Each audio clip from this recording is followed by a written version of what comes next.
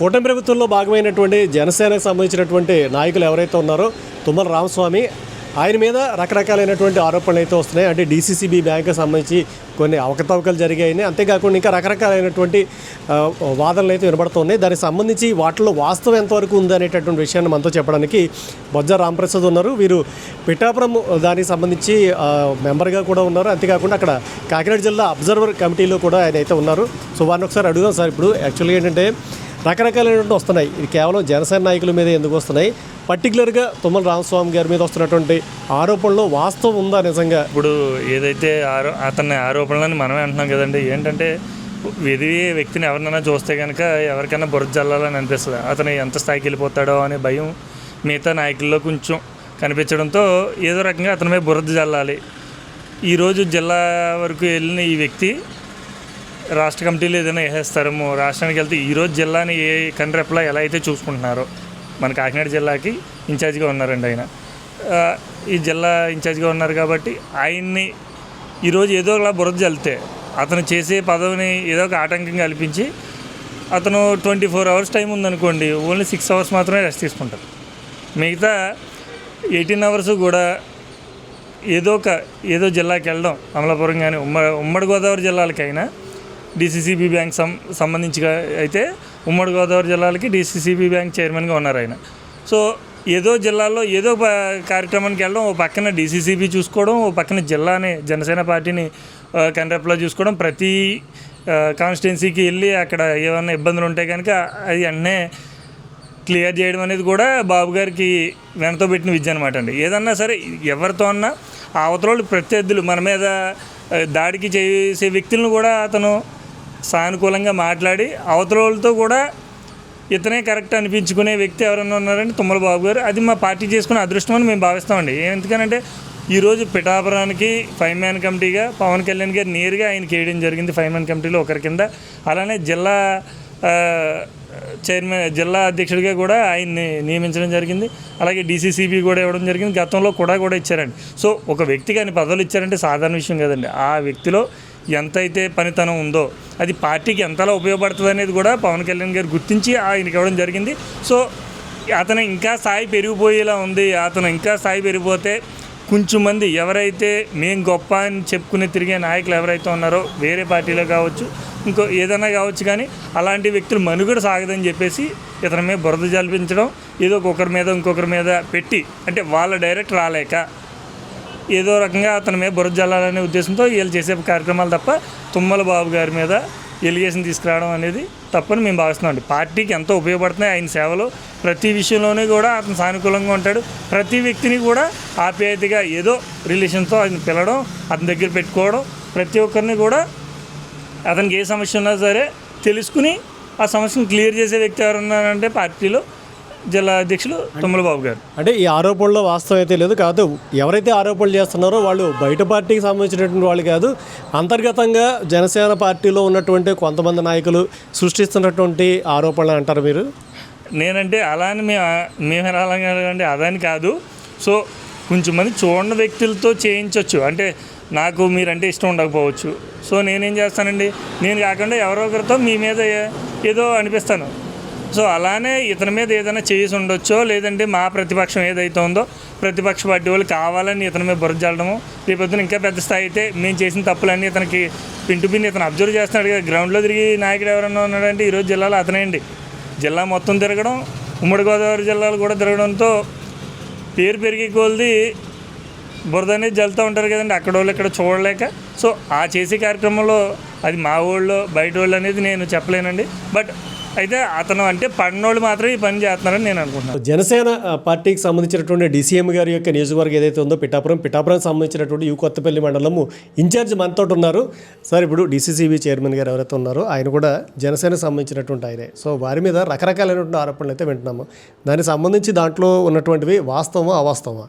అందరికీ నమస్కారం అండి. ముందుగా మా జిల్లా పార్టీ అధ్యక్షులు డీసీసీబీ చైర్మన్ తుమ్మల బాబు గారి గురించి నిన్నటి నుంచి కూడా పని పట్టుకొని కుట్రపూరితంగా జరుగుతున్న ప్రచారం అంతా కూడా మేము అందరం చూస్తూ ఉన్నాం. మరి బాబు గారు 2009లో ప్రజారాజ్యం పార్టీలో పవన్ కళ్యాణ్ గారు ఏదైతే యువరాజ్యం స్థాపించారో యూత్ వింగ్ అప్పటి ప్రజారాజ్యంలో, దాని ద్వారా రాజకీయాల్లోకి వచ్చిన ఒక నిబద్ధత కలిగిన రాజకీయ నాయకుడు తుమ్మల బాబు గారు. ఇప్పుడు దాకా ఆయన పైన ఒక చిన్న మచ్చ కూడా లేదు. అలాంటిది ఎటువంటి ఆధారాలు లేకుండా ఒక పేపర్ అయితే నిన్న ఒక పేపర్లో వేశారు, డీసీసీబీ బ్యాంకులో అక్రమాలను వేసి కింద మ్యాటర్లోకి వెళ్ళేటప్పటికి 2017-19 అని చెప్పేశారు. అంత కుట్రపూరితంగా బాబు గారి మీద, అంటే ఇప్పుడు మళ్ళీ ఇప్పుడు పార్టీ కమిటీలు ఏదైతే అనౌన్స్ చేస్తారని పవన్ కళ్యాణ్ గారు అనౌన్స్ చేశారో, మరి అందులో భాగంగానే ఈ కుట్రలు జరుగుతున్నాయని చెప్పి మాకు అనుమానాలు ఉన్నాయి. మరి ఎప్పుడూ లేని విధంగా తలాటం సత్య గారు ఎవరైతే కూడా చైర్మన్ ఉన్నారో, ఆయనకి కూడా చైర్మన్ వచ్చే సందర్భంలో కూడా అతి దారుణంగా ఆయన మీద కూడా ఇలాంటి వీడియోలు రావడం మేము చూసాం. మరి ఇదే సందర్భంలో తుమ్మల బాబు గారు రేపు మళ్ళీ జిల్లా పార్టీ ప్రెసిడెంట్ అవుతారేమో, లేకపోతే పిఠాపురం ఇన్ఛార్జ్ అవుతారేమో అని చెప్పి ఎవరైతే ఆశావాహులు ఉన్నారో వారు కొన్ని మంది ఇలాంటి కుట్రలు చేస్తున్నారేమో అని చెప్పి మాకు అనిపిస్తుంది. తుమ్మల బాబు గారు పవన్ కళ్యాణ్ గారికి ఒక నిబద్ధత కలిగిన సైనికుడు. ఆయన ఎలాంటి తప్పు చేయరు. మరి ఆప్కాబ్ వారు ఏదైతే ఎంప్లాయీస్ యూనియన్తో ఒక ఎంఓయూ చేసుకున్నారో, అందులో భాగంగా రాష్ట్ర వ్యాప్తంగా అన్ని జిల్లాల్లో కూడా ఎంప్లాయీస్కి శాలరీలు అనేది పెంచడం జరిగింది. అసలు వెస్ట్ గోదావరి, ఈస్ట్ గోదావరికి సంబంధించిన డీసీసీబీలు మాత్రమే పెంచలేదు ఆఖరి వరకు. ఇప్పుడు ఎంప్లాయీస్ ఒత్తిడి మేరకు బాబు గారు ఆ నిర్ణయం అమలు చేయడం జరిగింది. అంతే, బాబు గారు తీసుకున్న నిర్ణయం కాదు, ఇది ఆప్కాబ్ వారు తీసుకున్న ఎంఓయూ జరిగిన నిర్ణయం. దాని మీద ఎంప్లాయీస్ ఒత్తిడితో ఎంప్లాయీస్ పెన్ డౌన్ చేస్తానని చెప్పి చెప్పడం జరిగింది. స్ట్రైక్లోకి వెళ్తామని చెప్పి యాక్చువల్ నాబార్డు నిబంధనల ప్రకారం కూడా యాక్చువల్గా అలాగే పెంచడానికి అయితే, ఎరియర్స్ పెంచడానికి అయితే లేదని చెప్పేసి కూడా అంటున్నారు కదా, మరి దాని సంగతి ఏంటండి? ఎరియర్స్ అసలు పెంచడం అన్నది ఇక్కడ జరగలేదండి. ఇక్కడ జరిగింది ఏంటంటే శాలరీస్ ఒక స్కేల్లో పెంచారు. అంటే ఇప్పుడు దాకా కింద స్థాయి ఎంప్లాయీస్ ఎవరికి కూడా రోజుకు ఒక 500 రూపాయలు కూడా డీసీసీబీలో కింద స్థాయి ఎంప్లాయీ శాలరీ కాదు. ఆ 500 పే స్కేల్కి రీచ్ అవ్వడానికి, అంటే నేను చెప్పేది కింద స్థాయి ఎంప్లాయీని లెక్కేసుకుంటే 500 రీచ్ అవ్వడానికి చేశారు. ఎరియర్స్ ఇవ్వాల్సి వస్తే 48 నెలల ఎరియర్స్ ఇవ్వాల్సి ఉంటుంది. కానీ అది ఎరియర్స్ అది ఏమి ఇవ్వడం జరగలేదు. మరి రాష్ట్ర వ్యాప్తంగా ఎలా చేశారో అన్ని డీసీసీబీలో అలాగే ఇక్కడ కూడా జస్ట్ శాలరీ పెంచడం జరిగిందంటే, దాన్ని రకరకాలుగా మార్చేసి ఎరియర్స్ అని అవని ఇవని అభూత కల్పనలు చేస్తున్నారు. ఇక్కడ ఇంకో ముఖ్యమైన విషయం ఏంటంటే, జస్ట్ నిన్నే డీసీసీబీకి సంబంధించిన ఎంప్లాయీస్ అసోసియేషన్ ఎలక్షన్ ఒకటి జరిగింది. ఆ ఎలక్షన్లో భాగంగా వారు అందులో ఒక వైఎస్ఆర్ యూనియన్ అని ఒకటి ఉంది, వైఎస్ఆర్ కాంగ్రెస్ పార్టీకి సంబంధించిన యూనియన్. మరి వాళ్ళు జరిగే ఎలక్షన్లో భాగంగా ఒక గ్రూప్ ఏదైతే ఉందో ఎలక్షన్లో గెలడానికి ఇలాంటి కుట్రను బయటికి తీసుకొచ్చి అంటే ఇతర రాజకీయ నాయకులతో కలిపి ఈ కుట్రకి తెరలేపారు తప్ప ఇందులో ఎలాంటి వాస్తవాలు లేవని చెప్పి నేనైతే పర్సనల్గా నేను కూడా చూశాను. అంటే ఇందులో నిజాలు ఏంటి అని చెప్పి నేను కూడా కొంచెం తెలుసుకోవడం జరిగింది. ఇందులో వాస్తవాలు లేవని చెప్పి నేను కూడా పూర్తిగా నమ్ముతున్నాను. అంటే మీరు ఇందాక చెప్పిన దాన్ని బట్టి చూస్తే కనుక బయట పార్టీలు నుంచి వచ్చేటటువంటి వాటికన్నా కూడా సొంత పార్టీలో అంతర్గతంగా విభేదాలు ఉన్నట్టయితే కనబడుతుంది. అంటే ఆయన ఎదుగుదల చూసి వరలేనటువంటి వాడు ఏమన్నా ఇలాంటివన్నీ కల్పిస్తున్నారని అనుకోవచ్చా మనం? అంటే ఉండొచ్చండి, అది కూడా ఉంటుంది డెఫినెట్లీ. మరి అది కూడా మేము పవన్ కళ్యాణ్ గారి దృష్టికి తీసుకెళ్తాము. పవన్ కళ్యాణ్ గారికి కొన్ని విషయాలు మాకు ఏవైతే అనుమానాలు ఉన్నాయో ఆ విషయాలు పవన్ కళ్యాణ్ గారి దృష్టికి తీసుకెళ్ళడం జరుగుతుంది. ఇప్పటికే మా తుమ్మల బాబు గారు పెద్దలు, మా ఎంపీ గారు ఉదయ్ శ్రీనివాస్ గారి దృష్టికి, అలాగే పార్టీ ప్రధాన కార్యదర్శి రామ్ తల్లూరి గారి దృష్టికి, అలాగే మరి పవన్ కళ్యాణ్ గారి పేషీ దృష్టికి కూడా ఈ అన్ని విషయాలు తీసుకెళ్ళడం జరిగింది. మరి ఇలాంటివి ఎవరైనా కూడా పార్టీలో చేసినప్పటికీ కూడా పవన్ కళ్యాణ్ గారు ఎట్టి పరిస్థితుల్లో క్షమించరు. మీ అందరికీ తెలుసు, ఏ పార్టీలో అయినా తప్పు చేస్తే వారికి టైం ఉంటుంది, కానీ జనసేన పార్టీలో తప్పు అన్నది జరిగితే టైం ఉండదు. పవన్ కళ్యాణ్ గారు టైం కూడా ఎవరు, ఆ విషయం మా అందరికీ బాగా తెలుసు. మరి తప్పు ఎక్కడ జరిగిందో మరి అది బయటకు వస్తే మాత్రం ఖచ్చితంగా కఠిన చర్యలు వారిపైన పవన్ కళ్యాణ్ గారు తీసుకుంటారని నమ్మకం మా మీద ఉంది. అంటే ఇప్పుడు ఈ ఆరోపణలు రీత్యా వీరి మీద తీసుకుంటారా తీసుకోరా, బట్ ఏ రకమైనటువంటి సిగ్నల్ ఉంది మీకు అధిష్టానం నుంచి? అసలు ఇక్కడ తప్పు అన్నదే లేదండి, అసలు తప్పు జరగలేదు. అసలు ఇదంతా కూడా ఒక అబోధ కల్పన. మీకు నిన్న పేపర్ క్లిప్పింగ్ నేను ఒకసారి మీరు మళ్ళీ పరిశీలించండి. డీసీసీబీకి సంబంధించిన ఫోటో వేశారు. ఫోటో వేసి లోపల మ్యాటర్కి వెళ్ళేటప్పటికి 2017-19కి సంబంధించిన మ్యాటర్ వేశారు. అసలు ఇందులో తప్పు అన్నదే లేదు. అసలు తుమ్మల బాబు గారు ఆయన సంతకం పెట్టేసి ఆయన డెసిషన్ తీసుకున్నది కానే కాదు. ఆప్కాబ్ నిబంధనల ప్రకారం జరిగిన ఒక ఎంఓయూని రాష్ట్ర వ్యాప్తంగా అమలు చేశారు. అన్ని జిల్లాల్లో ఇక్కడ చేయమని ఎంప్లాయీస్ ఆయన మీద ఒత్తిడి తెచ్చారు. అంటే ఇప్పుడు మన ఇంట్లో మన కార్ డ్రైవరో లేకపోతే మన ఇంట్లో పనిచేసే వాళ్ళే ఉంటారు, జీతం పెంచమని అడుగుతారు.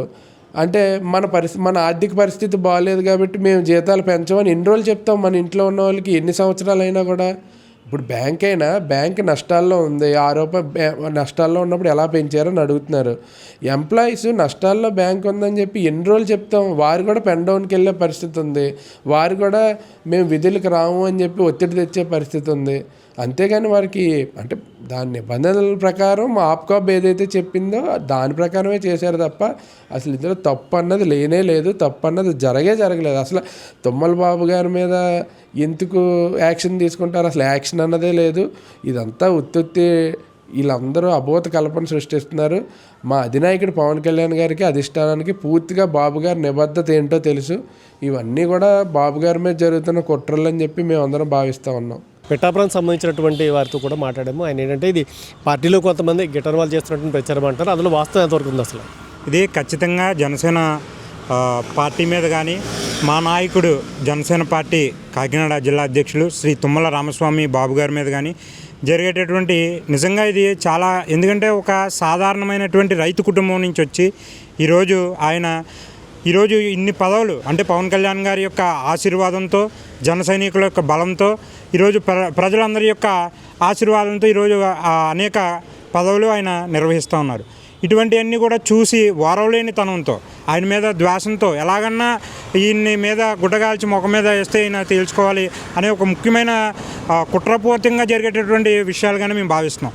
ఎందుకంటే ఈ గంటాపదంగా మన రామస్వామి బాబు గారి గురించి చెప్పాలంటే ఆయనతో నేను చాలా సంవత్సరాల నుంచి చాలా క్లోజ్గా ట్రావెల్ చేసే వ్యక్తిలో నేను కూడా ఒకడిని. ఈ విషయం ఎందుకు ఈరోజు మీ మీడియా ముఖంగా చెప్తా ఉన్నానంటే ఆయన 2019లో పవన్ కళ్యాణ్ గారు సీట్ ఇచ్చినప్పుడు పెద్దాపురం నియోజకవర్గం నుంచి ఇద్దరు మినిస్టర్లు, అటు రాజప్ప గారు హోంశాఖ మంత్రిగా చేసి ఆయన మీద కానీ, తోట నరసింహం గారు కూడా అప్పుడు ఎంపీగా కానీ మినిస్టర్గా కానీ గతంలో చేశారు. వాళ్ళిద్దరి మీద పోటీ చేసినప్పుడు అంటే మనం మాట్లాడుకోవాలంటే పెద్దాపురం నియోజకవర్గానికి సంబంధించి ఫ్యాక్టరీస్ కానీ అదేవిధంగా అక్కడ ఉన్న వాతావరణం ప్రజలందరికీ కూడా తెలుసు. అటువంటి రోజుల్లోనే ఎవరి దగ్గర ఏ రూపాయి ఆశించకుండా చాలా నిజాయితీగా పోటీ చేసి 28,000 ఓట్లు ఆ ఇద్దరు మినిస్టర్ల మీద తెచ్చుకోగల వ్యక్తి ఎక్కడ కూడా ఇంత చిన్న రిమార్క్ రాలేదే ఆ పోటీ చేసినప్పుడు, ఇద్దరు మినిస్టర్ల మీద చేసినప్పుడు. కానీ ఈ మధ్య కాలంలో మరీ ముఖ్యంగా ఈ డీసీసీబీ బ్యాంక్లో రైతులందరికీ కూడా దగ్గర అవుతూ ఉన్నారు. ఈరోజు ఎరువులు ఇవ్వడంలో కానీ, రైతులకు రుణాలు ఇవ్వడంలో కానీ, బ్యాంకుని అభివృద్ధి చేయడంలో కానీ, రికవరీ చేయడంలో కానీ బాబు గారు వచ్చిన తర్వాత ఆయన మార్క్ చూపించారు. ఇవన్నీ తట్టుకోలేక దానితో పాటు ముఖ్యంగా మా అధినేత, మా గౌరవ ఉప ముఖ్యమంత్రి వర్యులు పవన్ కళ్యాణ్ గారు ఉన్నటువంటి నియోజకవర్గంలో ఆయన 5 మ్యాన్ కమిటీలో ఈయనైతే సమర్థవంతంగా, ఎందుకంటే బాబు గారికి జిల్లా అంతా కూడా చుట్టరికాలు ఉన్నాయండి. అంటే ఒక రాజకీయ పరంగానే కాదు, ఆయనకి బాగా చుట్టరికాలు ఎక్కువ జిల్లా అంతా కూడా. దాంతో ఆయన అక్కడ ఖచ్చితంగా డీల్ చేయగలరని చెప్పి 5 మ్యాన్ కమిటీలో వేయడం. 5 మ్యాన్ కమిటీలో వేసిన దగ్గర నుండి ఆయనకున్న పరిచయాలు, జనసేన పార్టీ ప్రతి కార్యకర్త కష్టం తెలుసు ఆయనకి. ఎందుకంటే ఆయన కూడా కింద స్థాయి నుంచి నాయకుడిగా ఎదిగి వాళ్ళ జిల్లా అధ్యక్షులుగా ఉన్నారు. కాబట్టి ఆయన్ని కూడా చూసి వారలేని తనంతో ఇటువంటి కార్యక్రమాలు ఆయన మీద అసత్య ఆరోపణలు చేస్తున్నారు తప్ప ఇందులో ఏ విధమైన వాస్తవం లేదు. మనం చూస్తూ ఉన్నాం, ఎంప్లాయీస్ అందరూ కూడా మాట్లాడుతూ ఉన్నారు. ఈరోజు మేము ఇక్కడ ఏం జరగలేదు, ఈయన వచ్చిన తర్వాత బ్యాంక్ రికవరీ బాగుంది, మా భవిష్యత్తు కాపాడుతున్నారు, బ్యాంకుని కాపాడుతున్నారు, రైతులకు రుణాలు ఇస్తున్నారు. పిఠాపురంలో ఆయన కీలకమైన 5 మ్యాన్ కమిటీలో కానీ ఒక కీలకమైన నాయకుడిగా అధినేత కాన్స్టిట్యున్సీలో ఉన్నారు. కాబట్టి అక్కడ చూస్తూ ఉన్నాం గత కొన్ని రోజులుగా కొన్ని రాజకీయంగా చాలా కీలక పరిణామాలు జరిగాయి. అది పొత్తులో భాగం అవ్వచ్చు, ఇంకోటి అవ్వచ్చు. కాబట్టి ఎలా అయినా ఈయన్ని బ్యాట్ చేయాలనే ఒక ఉద్దేశంతో మాత్రమే ఇది కక్షపూరితంగా జరిగిందని అటు జనసేన పార్టీలో ఉన్నటువంటి కార్యకర్తలకి, నాయకులకి అందరికీ తెలుసు. ఎందుకంటే ఏ సాధారణ కార్యకర్త పిలిచినా ఆయన దగ్గర నేను చూశానండి, రాత్రి అవసరమైతే ఆయన 1 గంట 2 వరకు కూడా ప్రతి కార్యక్రమానికే ఒక్కొక్క రోజు 20-30 కార్యక్రమాలు, అంటే ఉమ్మడి జిల్లా అంతా కూడా తిరిగి ఆయన మళ్ళీ పొద్దున్న 6-7 అవుతులకు మళ్ళీ కార్యక్రమాలు మొదలవుతాయి. ఇలా కష్టపడి నాయకుడి మీద ఇటువంటి దుష్ప్రచారాలు ఖచ్చితంగా మానుకోవాలి. ఎందుకంటే అక్కడ అధినేత పవన్ కళ్యాణ్ గారికి తెలుసు, ఇక్కడ లోకల్గా గ్రౌండ్లో తిరిగే ప్రతి జనసేన కార్యకర్తకు కానీ బాబు గారు అంటే ప్రతి ఒక్కరికి కూడా తెలుసు. కాబట్టి మీరు ఇలాంటి ఎన్ని దుష్ప్రచారాలు చేసినా ఆయన ప్రతిష్ట కానీ ఆయన యొక్క దేనికి కూడా మీరు ఎవరో భంగం కలిగించలేరని, ఇలాంటివి రావడం ఆయనకి ఇంకా ఆయన ఒక ఫ్రేమ్ పెరిగిద్ది ఖచ్చితంగా. నిజాయితీగా ఉన్న నాయకుడు కాబట్టి ఖచ్చితంగా ఆయనకి ఇంకా ఫ్రేమ్ పెరిగిద్ది తప్ప మీరు ఇటువంటి ఎన్ని కుట్రలు చేసినా కానీ ఆయన్ని మాత్రం ఒక చిన్న స్థానం కూడా వెనక్కి తీసుకురాలేడు. ఇంకా భవిష్యత్తులో బలంగా ఎదిగి ఒక కీలకమైన నేతగా జనసేనలో ఆయన ఉంటారని మేము జనసేన పార్టీ నుంచి ఒక కార్యకర్తగా నేను బలంగా నమ్ముతా ఉన్నాను.